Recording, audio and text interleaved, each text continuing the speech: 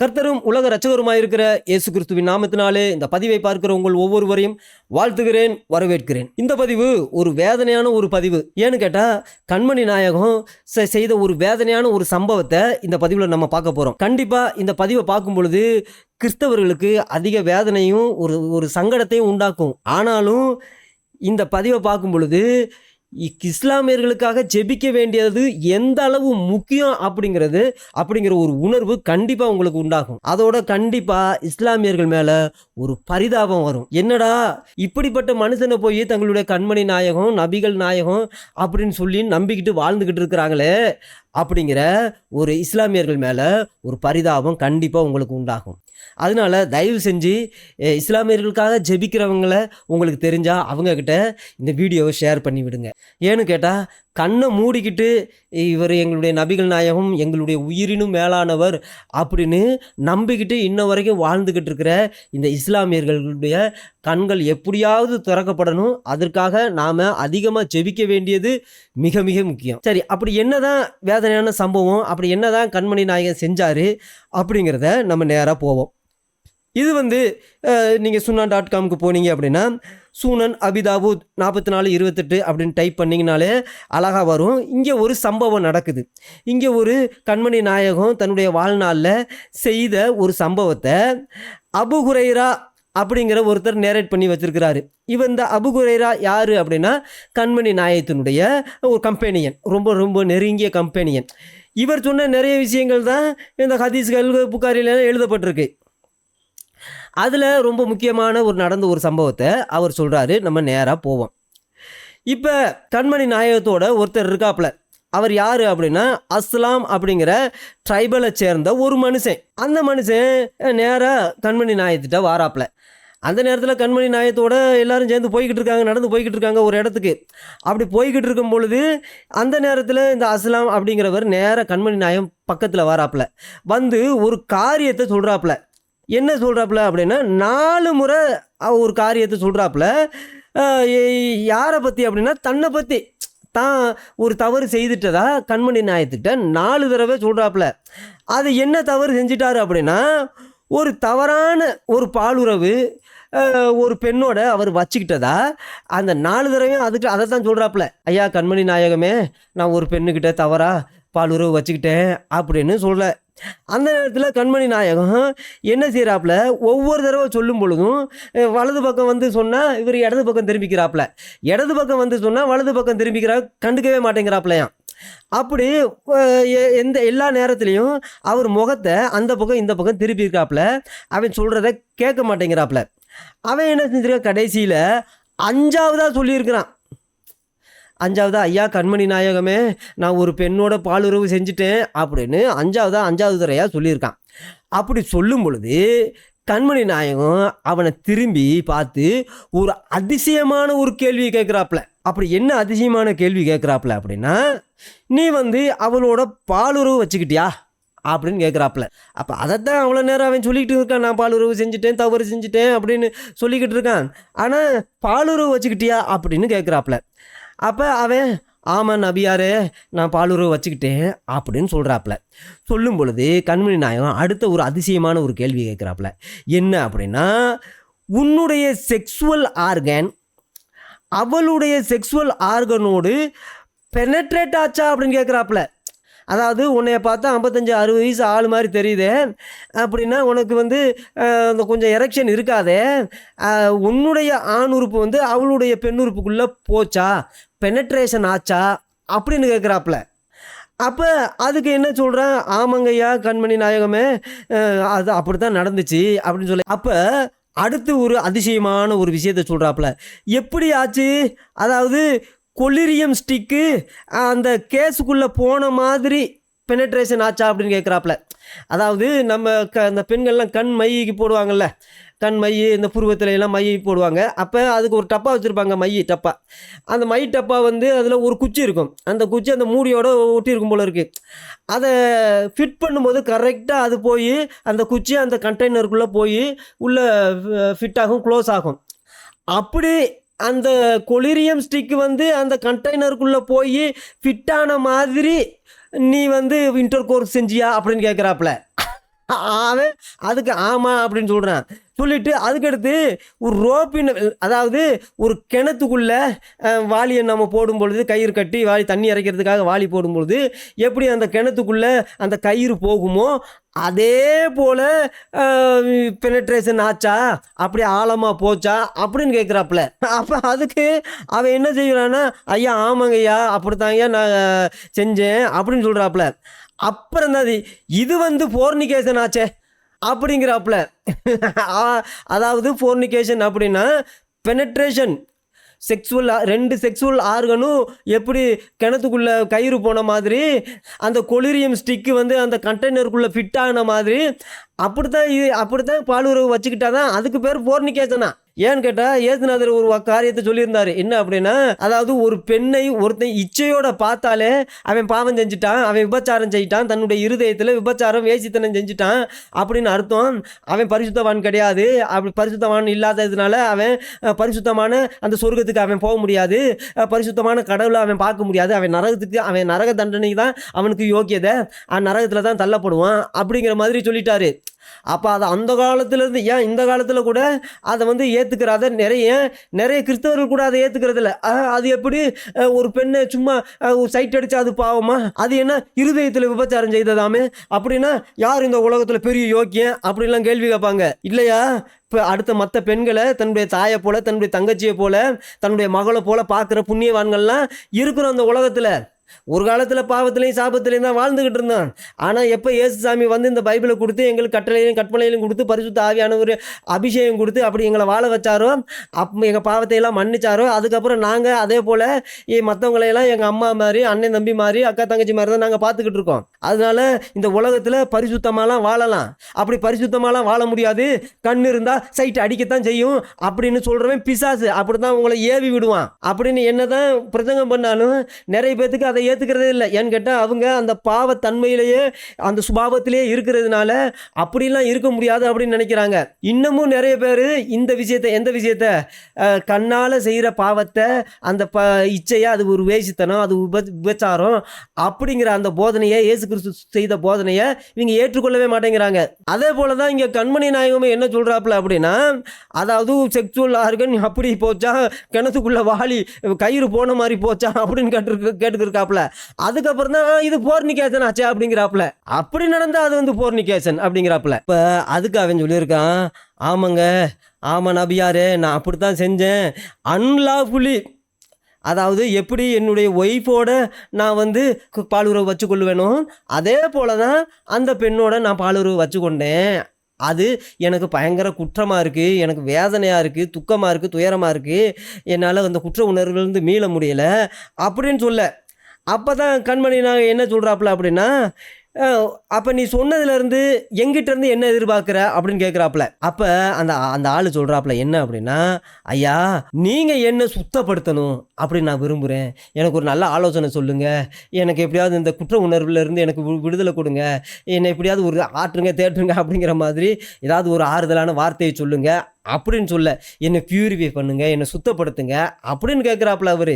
ஏன்னு கேட்டால், பாவம் செஞ்சா அல்ல நரகத்தில் போடுவானாமே, விபச்சாரம் செஞ்சா அல்ல நரகத்தில் போடுவானாமே, நான் சுவனபதிக்கு போகணுமே, ஐயோ நான் ஒரு என் மனைவிக்கு விரோதமாக நான் துரோகம் செஞ்சுட்டேனே, அது என்னால் தாங்க முடியலையே, எனக்கு ரொம்ப வேதனையாக இருக்கே, என்னை எப்படியாவது சுத்தப்படுத்துங்க, எனக்கு ஒரு இந்த குற்ற உணர்வுலேருந்து விடுதலை தாங்க அப்படிங்கிற மாதிரி என்னை பியூரிஃபை பண்ணுங்க அப்படின்னு சொல்லியிருக்கான் இந்த புண்ணியவான். பாவம் பரிதாபமாக இந்த விஷயத்தை இவன் பொண்டாட்டிகிட்ட போய் ஒரு வார்த்தை சொல்லி அழுதுருந்தான் அப்படின்னா அவன் பொண்டாட்டி அவனை மன்னிச்சிருக்கும். அதுக்கடுத்து தான் கணவர் இப்படிப்பட்ட வீக்னஸாக இருக்காரு அப்படின்னு அதில் ரொம்ப ஜாக்கிரதையாக இருக்கும், பாதுகாத்துக்கொள்ளும். ஆனால் கண்மணி நாயத்துக்கிட்ட வந்து சொன்னதுனால என்ன நடக்குது அப்படின்னு மட்டும் பாருங்க.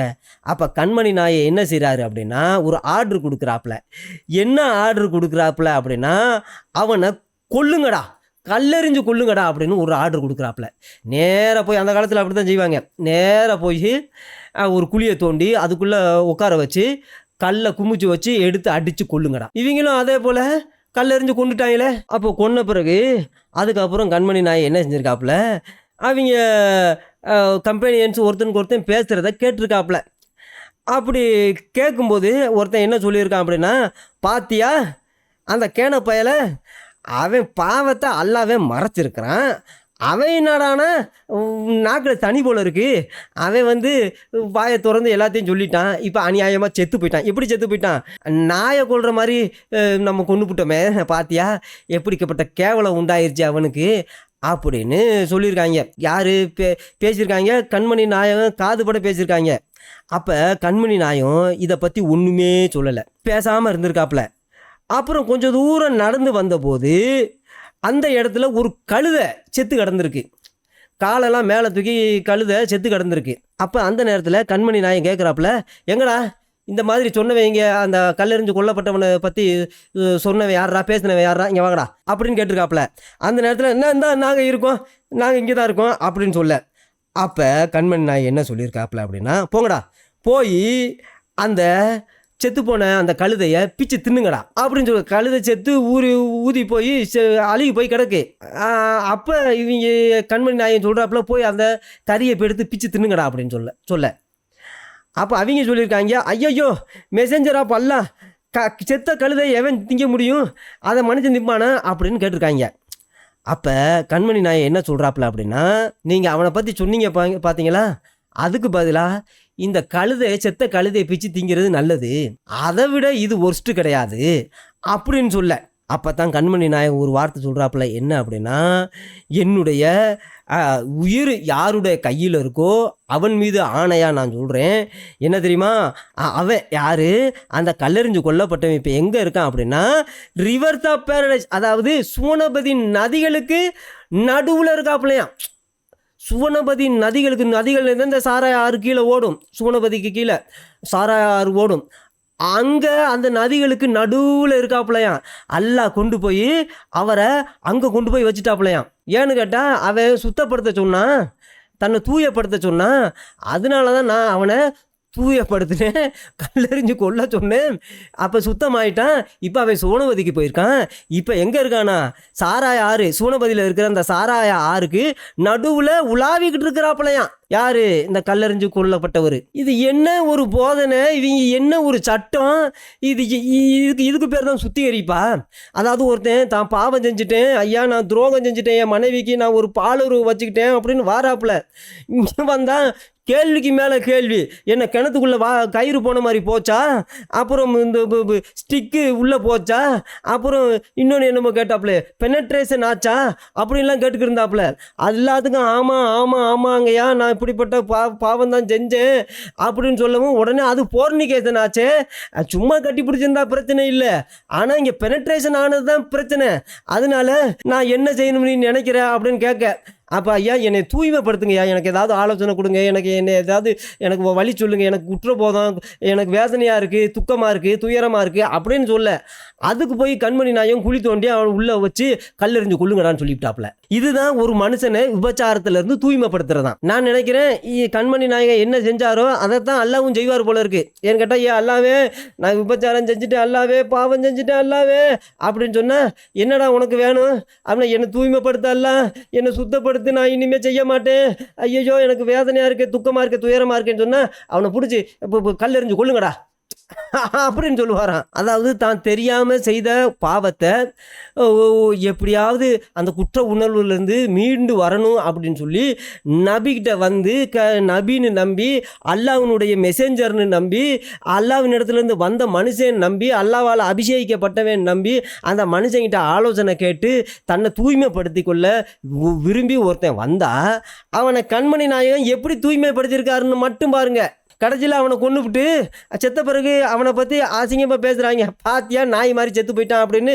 சொல்கிறாங்க. அப்போ கண்மணி நாயத்துக்கு உடனே கோவம் வந்து, ஏண்டா உங்களுடைய சகோதரனை பற்றி ஏன்டா அப்படி தப்பாக பேசுகிறீங்க, அவன் இந்த ரிவர்ஸ் ஆஃப் பேரடைஸில் உலாவிக்கிட்டு இருக்கான்டா அப்படின்னு சொல்லிவிட்டாப்புல. அப்போ கண்மணி நாயத்துக்கு தான் என்ன செய்தோம் அப்படிங்கிறதே தெரில, ஏதோ தூய்மைப்படுத்தி அவனை சூனபதிக்கு அனுப்பணும் அப்படின்னு நம்பிக்கிட்டு இருக்காப்புல.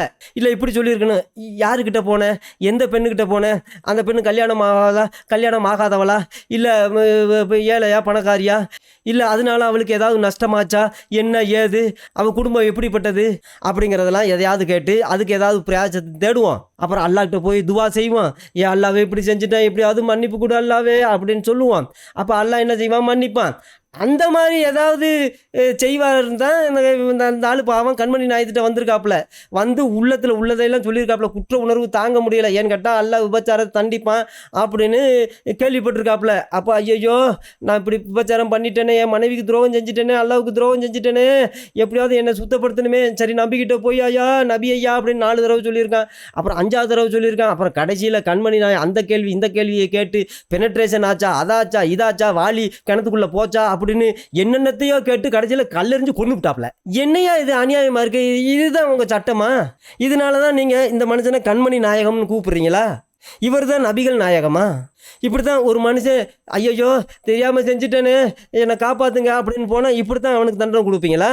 அவன் சொல்லலை அப்படின்னா பாவம் யாருக்கும் தெரிஞ்சிருக்காது.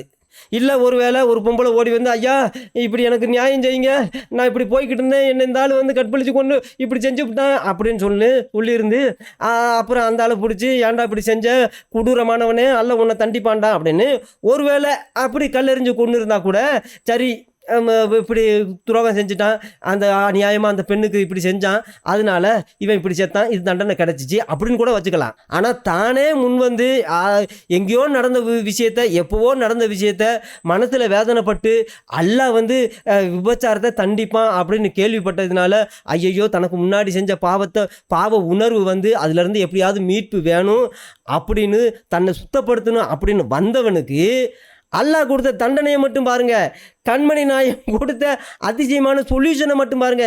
இப்படி தான் தூய்மைப்படுத்துகிறாங்களாம். ஆனால் கொஞ்சம் யோசிச்சு பாருங்க, இயேசு கிறிஸ்துக்கிட்ட ஒரு விபச்சாரிய ஸ்திரீயை பிடிச்சிக்கிட்டு வராங்க இந்த யூத மதத்தில் வெறி பிடிச்சவங்க. வந்து ஐயா ஏசுநாதரே இந்த பாருங்க விபச்சாரத்தில் கையும் களவுமா நாங்கள் இவ்வளோ பிடிச்சோம், பெனட்ரேஷன் ஆகும்போது நாங்கள்லாம் பார்த்தோம், அப்படி நாங்கள் இவ்வளோ பிடிச்சோம், இந்தாங்க மோசே கொடுத்த சட்டம், இதான் வசனம், இதான் அதிகாரம், கல்லெறிஞ்சு கொல்லணும்னு சொல்லியிருக்கு, நீர் என்ன சொல்லுகிறீர் அப்படின்னு கேட்டாங்க கேள்வி. அப்போ அவர் தலையை குனிஞ்சு கீழே ஏதோ எழுதிக்கிட்டு இருந்திருக்கிறாப்புல.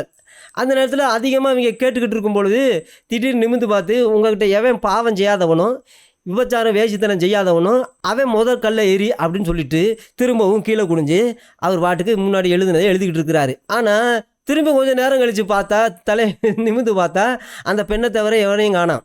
என்னம்மா ஸ்திரியா, யார் உன்னை கல்லெறியலையா, யார் உன்னை நியாயம் தீர்க்கலையா அப்படின்னு. அப்போ அந்த அம்மா சொல்லி இல்லை ஆண்டவனே அப்படின்னு.